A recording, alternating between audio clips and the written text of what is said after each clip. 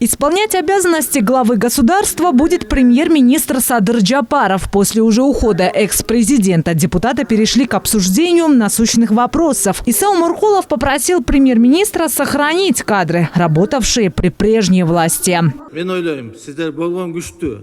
В такое тяжелое для всей страны время важно сохранить профессиональные кадры, имеющие образование. Они ни в чем не виноваты. Вы также сказали, что не будете заниматься политическими гонениями. И это верно. Нардепы потребовали от Джапарова отправить по домам своих сторонников и, наконец, обеспечить общественный порядок в городе. Выступая, народные избранники отмечали заслуги ушедшего в отставку президента.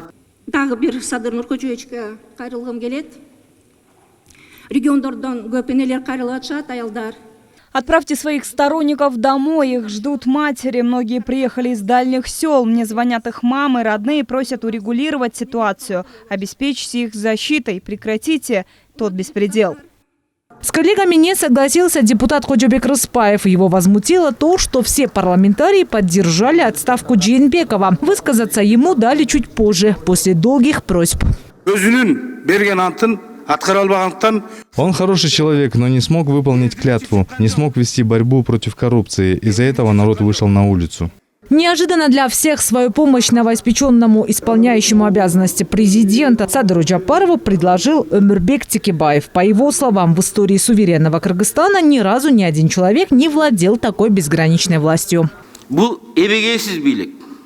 Садыр Нургоджоевич, в ваших руках безграничная власть. Я вам не завидую, ситуация сложная, но мы готовы помочь вам в этом. Много вопросов и о том, какая роль у Ташиева. Так вот, я бы назвал его госсекретарем. Если госсекретаря можно еще отправить в отставку, то госсекретаря нет.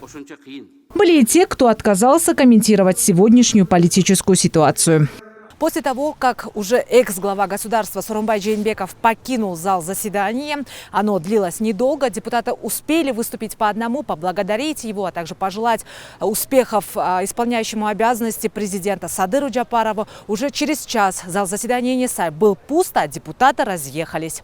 Элиза Балбакова, Калыс Сакибаев, Нью ТВ.